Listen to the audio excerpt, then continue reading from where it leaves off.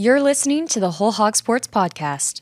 And now, here's your host, Matt Jones. Today on the show, Will Tieman, the play-by-play man for Michigan State basketball, joins us to talk about this big game Saturday night at the Breslin Center between the Razorbacks and the Spartans. We'll also be joined by Ethan Westerman from Bud Walton Arena. Already a game today over there on campus. Arkansas women's basketball beat UAPB 101-49. Ethan will fill us in on that. First word from Kendall King. Kendall King, we're proud of over 4 decades of design. We're continuing the legacy of great creative design by combining our brands of Kendall King, Soapbox, and Shopcart. Together, these brands represent a new focus in marketing design with individual attention to specific areas. Through our design expertise supported by a team of talented professionals, we showcase our best. We are Kendall King, we are Soapbox, we are Shopcart, we are design. No football this weekend. Probably good news for Arkansas and Michigan State fans. It seems like their seasons are kind of going similarly. They're on a long losing streak there, too. They're on a bye week. But everybody can look forward to basketball. And there's a big game this weekend up at the Breslin Center. Arkansas ranked number 14, Michigan State number 22. It's going to be a 6 o'clock Central tip-off on Saturday night. It's going to be televised by Fox. Will Tieman is the play-by-play voice of Michigan State basketball on the Spartan Media Network, and he joins us now. Will, what's the feeling, the vibe like there in East Lansing going into what's the first big basketball game for Michigan State too this year? Matt, I think one of the things we've talked a lot about is that it's really neat that we're finally having a non-conference big-time matchup on a home venue. I mean, Arkansas playing Michigan State, that could be played in some neutral center in Atlanta. But the fact that this is a home-and-home deal, we get to go down to Arkansas and they get to see us a year from now. I mean, isn't that the way it's kind of supposed to be? We are college venues. And there's always that steady diet of teams that say Arkansas will play that they probably should win. But wouldn't it be fun on top of the conference games for the fans to see a Michigan State? People like that come into their building. So we're pretty jacked about that. Other than that, you mentioned football being a little bit of a long season so far for both of us. The thing that I think most people are talking about in reference to this game is the difference possibly in athleticism and shooting. For whatever reason, Michigan State, a team that a year ago almost set a record for the best free throw percentage ever for a single season at MSU. Right now, Matt, we can't make a free throw. So that's not a good thing. And perimeter shooting is still in question. So Coach Izzo is still sort of tooling around with what he's going to do. But at the end of the day, if Michigan State's going to do what they do, that means they're going to have to run the ball. They're going to have to run hard with it, and they're going to have to rebound like crazy. And last year we couldn't shoot either, and we got to the Elite Eight, but we also played some pretty good defense.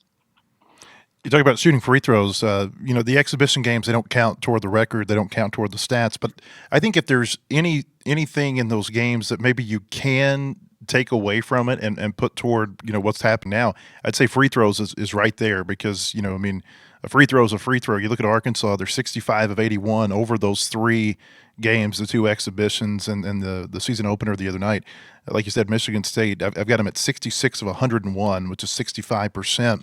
You played Bowling Green and UConn in exhibitions and beat Colgate the other night. What do you think's going on with the free throw shooting? Because, from what I can tell, these are some players who aren't shooting it well right now who have a track record of shooting well at the line. Matt, I don't know. I mean, I go to practice, right, and I see them make them, and they chart them, and it's not like these guys that Coach Izzo is playing have stage fright. Historically, if you equate golf and free throw shooting, if you have a bad shot, what have you done? 1, you're not concentrating, or 2, your form is bad, right? It's kind of simple in that regard. But the one we really stare at a lot is Cohen Carr. He's a forward. He jumps literally out of the gym. The guy's crazy athletic. And he was a horrible free throw shooter, Matt, at the beginning of the year last year. And then Coach Izzo took him aside, and he worked really hard at changing everything he did when it came to shooting. And all of a sudden, in the back half of the year, he becomes like an 80% free throw shooter. And you're going, yeah, that's pretty good.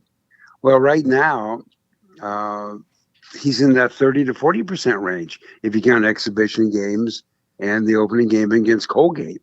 So you ask yourself, what happened? And, I don't know. I mean, it's really strange. It's kind of the easiest playing basketball, right? Sort of. You just stand there and it's the same shot you've made a million times. So how hard can it be? But apparently it can be really hard at times. And so when Michigan State gets into conference play and plays somebody like Arkansas, the margin of error is not that great. So if somebody's going to give you a free shot, you'd be good to make it. Tell me about Jeremy Fears and just what he means to this team. It seems like he had a really good night the other night against Colgate, and he's one of those you think about like for Arkansas, DJ Wagner. He and Fears came out in the same class. They were both highly rated players, and so that's kind of an interesting matchup, I think, if they get matched up on Saturday. Yeah, Jeremy Fears is a really great story. He came in like a lot of freshmen that we're talking about here, highly rated, great human being, wonderful work ethic and skill. So you put all that together, you're looking at somebody who just has now to get some experience. And he was our starting point guard as a true freshman. And he went home for the holidays and got shot.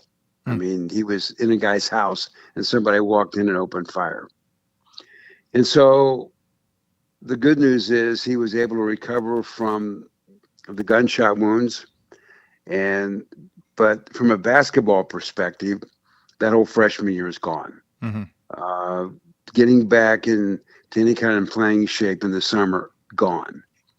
So now last year, his first full season, he was really trying to get his sea legs back and see, if he could do what he once did. And so watching him progress and work hard and fight off some frustration was unbelievable. And so far, so good. He's not the greatest point guard shooter Izzo's ever had, but he runs the team pretty well. He's got command of the offense. But he has made great strides from a year ago. Now, has he made enough to deal with, Acuff and all those guys? We're going to find out, I guess. What did you think about what happened against Colgate the other night, 80-69 in the season opener? Everybody knew that probably we would beat Colgate. And by the way, this sounds so like a coach speak, but Colgate is a really good team and they're really good at their level. And I think they've won their League 5 the last 6 years. So it's not like this was a layup game, so to speak. But you're not really looking at the score. You assume you're going to win. You're at home. We get great crowds. You're looking at what really didn't happen. The game was close until the end, and then MSU, we just sort of took off a little bit. But you're taking a look at, how you got to the 80. Well, you didn't get there because you shot great from the three, under 30%. You didn't get there because you great at the free throw line. That was about 65%, and you're shooting 42 from the field. So as you look at that and you look at your top people in terms of where's the rebounding coming from, you scratch your head a little bit. It looks nice on paper. 80-69 sounds like a solid one over a good team. But at the end of the day, the positive, I think, Matt, is we all know, those of us who hang out with this team and pay attention to it, we know that there's a lot more there. So the question is, when is it going to happen? It'll happen eventually. It always does. But is it going to happen Saturday? Is it going to happen 2 weeks from now?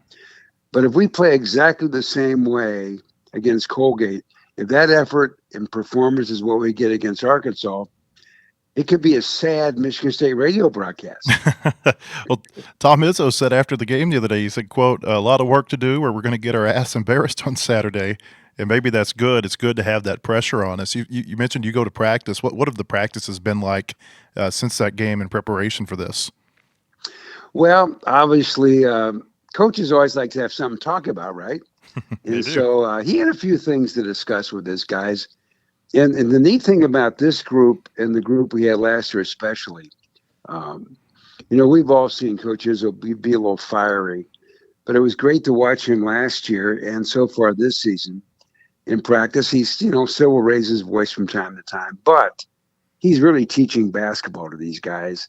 They're good students. They learn fast, and they want to be good, and they have the skill to be good. And so at the end of the day, the practices have been intense. Any smart player in this team isn't going to say much. He's going to do a lot of listening. because nobody has to tell these guys that they didn't have their finest moment against Colgate. And nobody has to tell these players how good Arkansas is. They see the video. They know. They've seen a lot of these. Obviously, these guys know each other from AAU ball and things like that. So it's kind of an important game. You know, when we get into March, will anybody care who won this game? Probably not. But if you're trying to get really good and win a title in the conference and get to March, this game is monumental, I think. It feels like these early season games. I'd be interested to see what you think about this from what you've seen at courtside.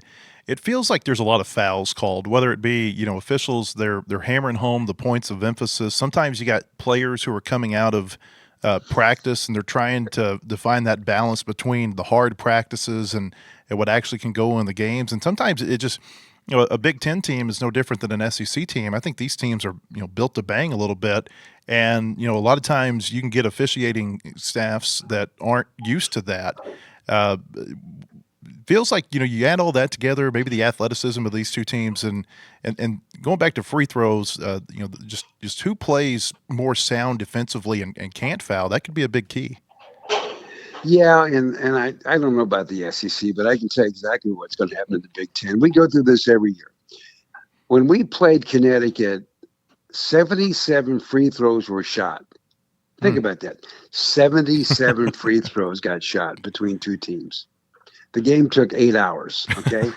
and so what happens, we're not gonna be as rough down low. For example, one of the rule changes in college basketball is, we've all seen down low, big guys defending another big guy, and the guy with the ball keeps pushing him and backing him up.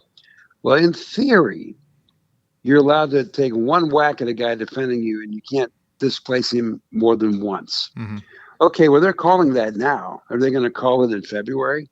I doubt it. Probably not. And so what happens is, everybody's like, oh boy, we're going to do all these new things. And then here comes real basketball time after the first of the year.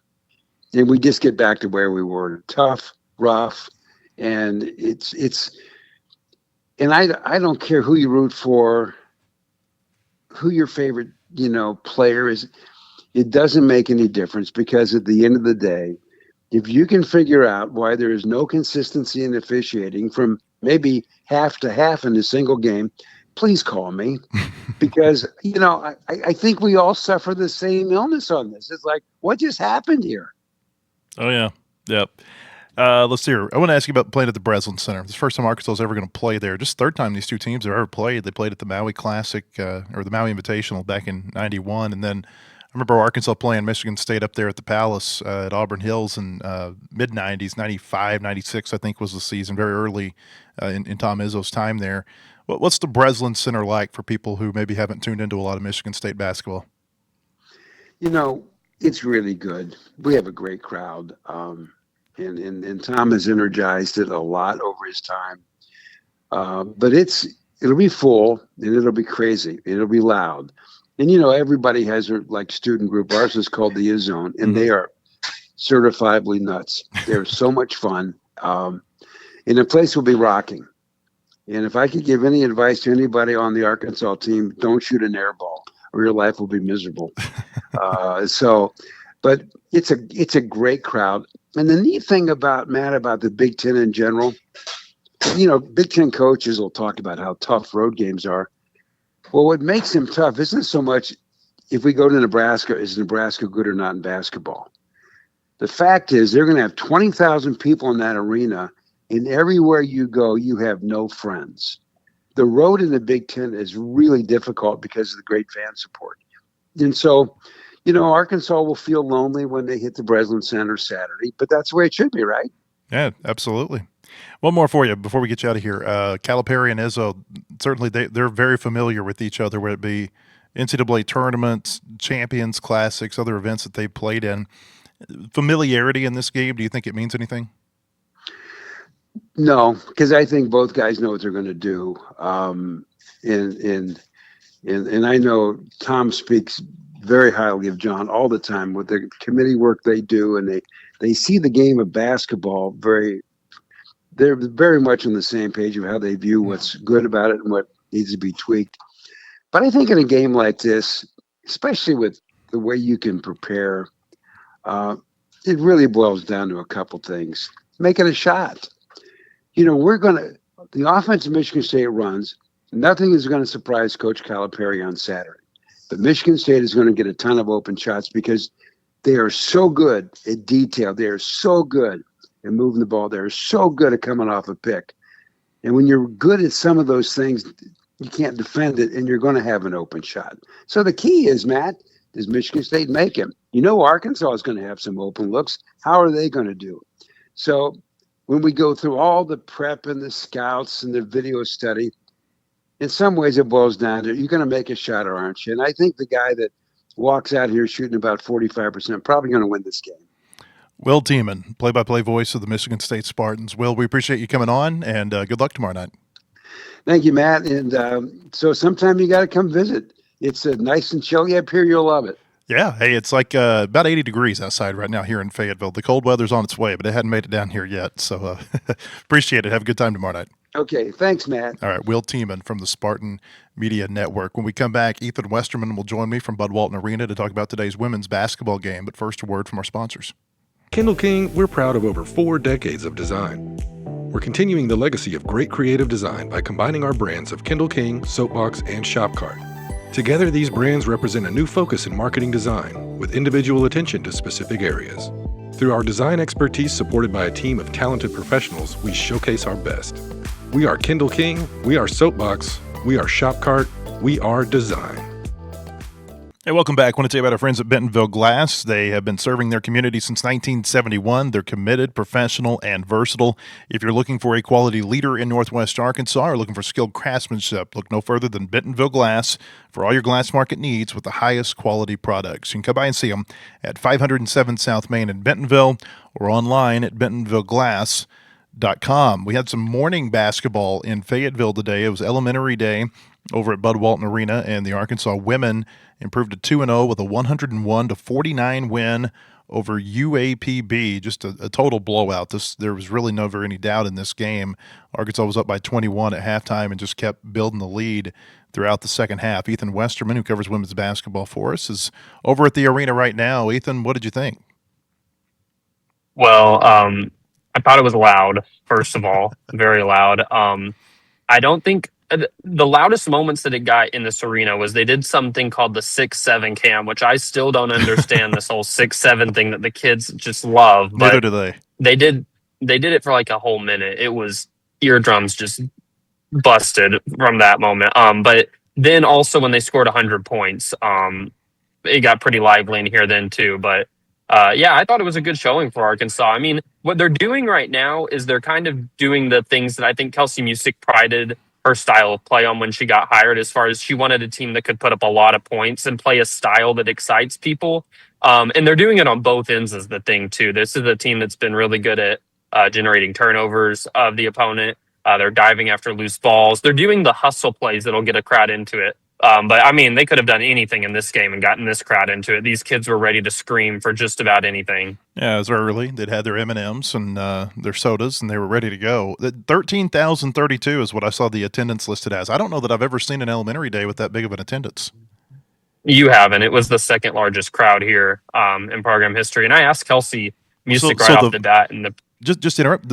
Would the first be the WNIT championship? That's the largest?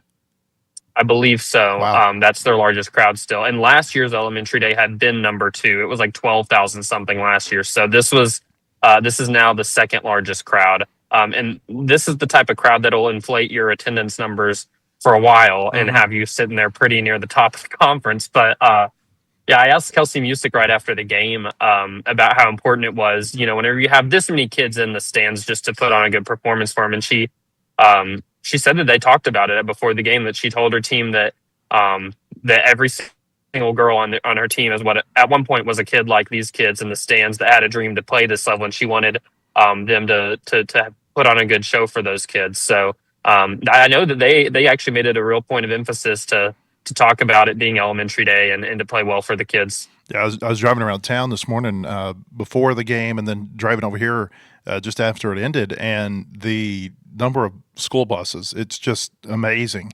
And one of the buses, or some of the buses that I saw, were coming over from Farmington, and Jenna Lawrence, who went to high school in Farmington. Now, she didn't go to the elementary day games because she didn't grow up in Farmington, but she ends up being the best one today. 26 points for her.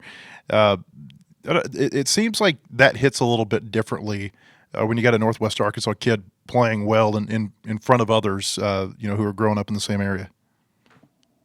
Yeah, for sure. And she's a player this was her third time to play in this type of game, because she's one of the few returners on the team.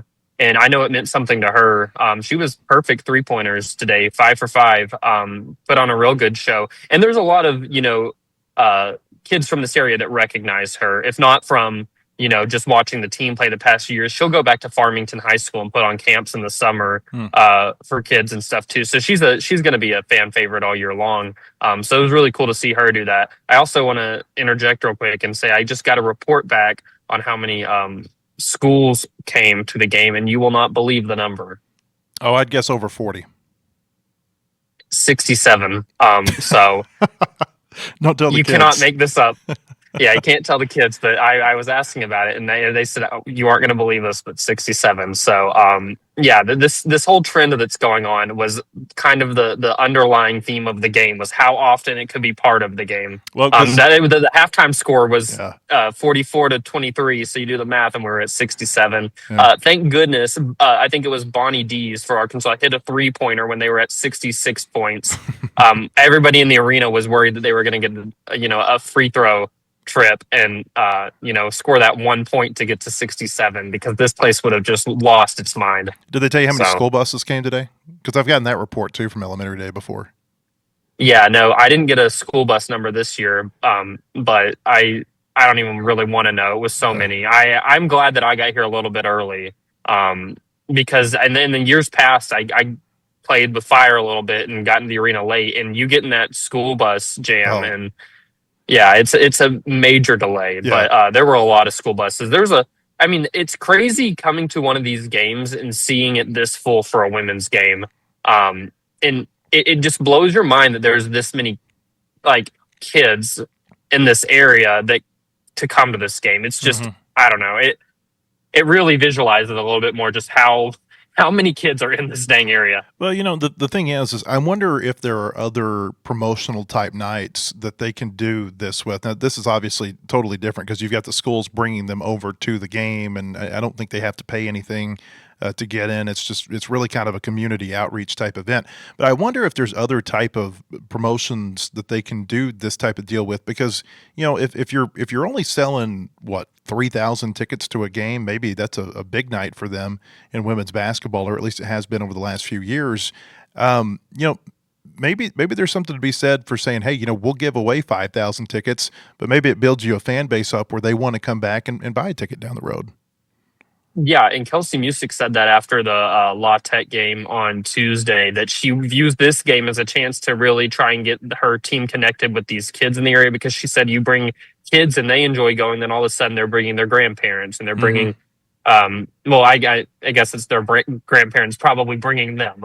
But that's how you kind of grow your fan base, I think, a little bit organically, is you just really capitalize on your community outreach. And they did a good job as far as staying after. And I walked back out here after post-game interviews, and there were players still meeting kids, taking pictures, signing stuff. So I think they take it serious right now about trying to grow their fan base however they can, because it, like you said, it's not always a very lively crowd in here for women's games. And that can be something that helps you out recruiting if you can start building your fan base, because you look at South Carolina and LSU women, obviously those teams have won championships and whatnot, but they're a lot of times having bigger women's game turnouts than men's these days. So anyway. Yeah, I'm looking over here. There's a bobblehead in our studio. I know you've seen it, but a bobblehead of Gary Blair here in our studio.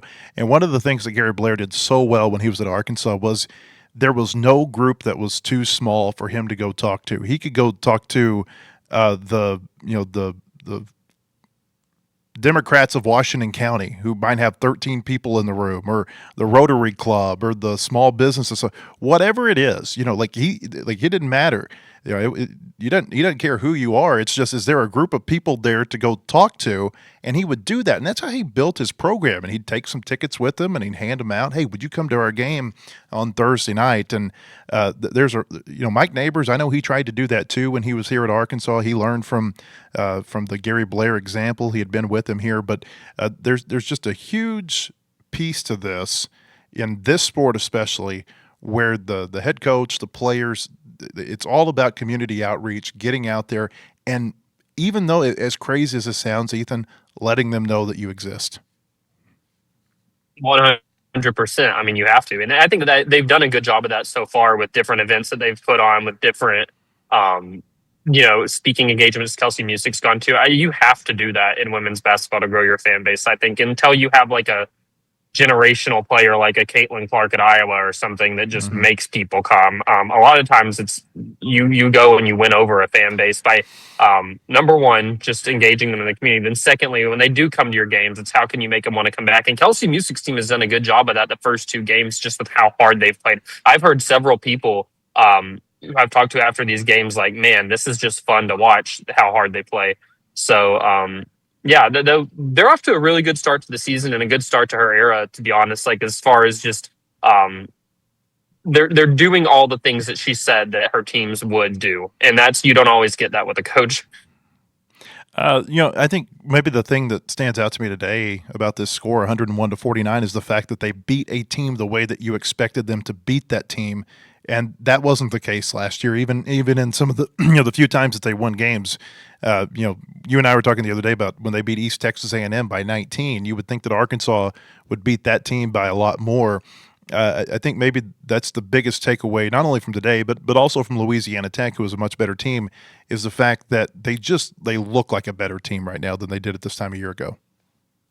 They do, and they are. I mean, they just have more up and down the lineup talent, first of all, but they're also just they're coming in very focused, and with the game plan, they're executing it, I think. Aside from that, the very beginning of the Louisiana Tech game on Tuesday, when they got down 17-2, they really dominated that game against a team that is not bad. Like, they'll win quite a few games in their conference and could challenge for NCAA. And then UAPB, they had a terrible season last year. I don't even know how many wins they had, but I think that they have a second-year coach who was like searching for her fifth win or something today. But they did beat Memphis in their opener this year, which Memphis women's basketball is not great. Mm-hmm.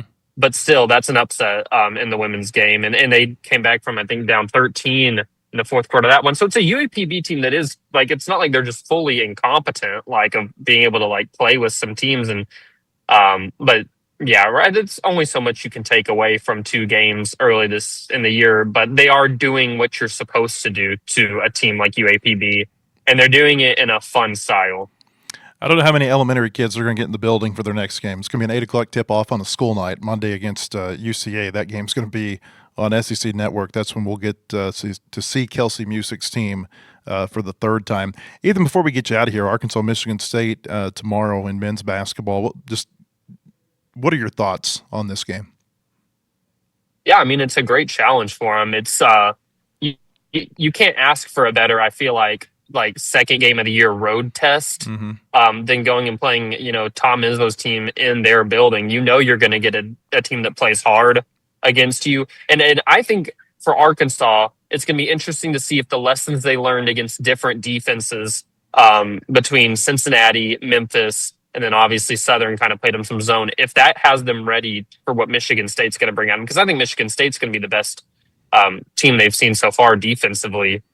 For sure, but can Arkansas keep up that high scoring that they've had and all the other times they've taken the court? I think that's the type of game that if Arkansas can go in there and win that game, it just it's a tone setter more than anything. That you start off your season in a hostile environment against a program and a coach who are pretty legendary.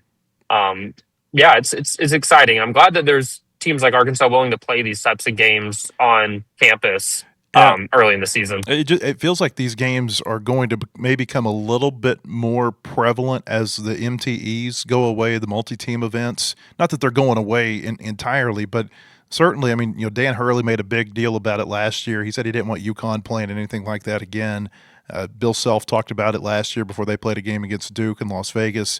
He just said that the kind of the growing thought within the coaching community is that it's a lot better to go play on a campus or have a team come play on your campus, or if you want the payday, go do like Arkansas is going to do at American Airlines Center or up in Newark or those type of games at United Center in Chicago.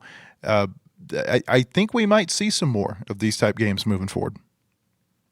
Yeah, I do too. I mean, I was looking at, I don't know if it's next year's Maui Invitational Field or the one after that, but it just kind of lets you know, like, these are dying a little bit as far as like the field that's going to be playing there is just not your typical what you'd think of with the Maui Invitational historically.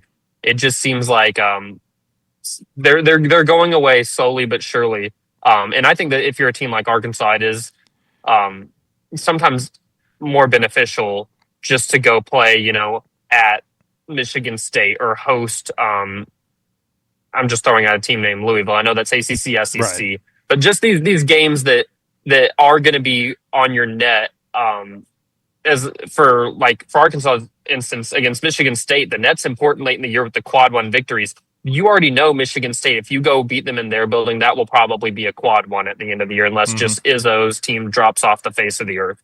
You kind of get more guarantee than you do because it's weighted differently in the net with home, away, neutral, and the away. You can get a lot more quad one wins playing true road games. Yeah, Izzo's team, even if they were to fall off the face of the earth, that they would reemerge somehow in March. That's just what they do. By the way, Izzo in March is a great combo. Yes, it is. Arkansas is supposed to go to the Maui Invitational, by the way, in the fall of 2027. We'll see if that stays. That was something that was scheduled by the previous coaching staff. John Calipari has shown in the past that he's not real fond of that tournament. You go back and look at some of the comments that he made when he was at Kentucky. Sorry to butt in. I think I saw that USC is going to go to Maui. So Eric Musselman seems like he is still a believer of the MTE train. Yeah, he is. I think so. Ethan, good stuff. Appreciate you coming on. And if you want to read Ethan's content from today from the women's basketball game, Anthony Christensen's over there as well. You can go to our website, wholehogsports.com, to see it there. We'll also have a lot of content going into this game against Michigan State tomorrow, and we'll have full content, full coverage from this game against Michigan State on our website both Saturday and Sunday. We hope you have a great weekend. Hope that we see you here again Monday on our podcast. Have a great day, everybody.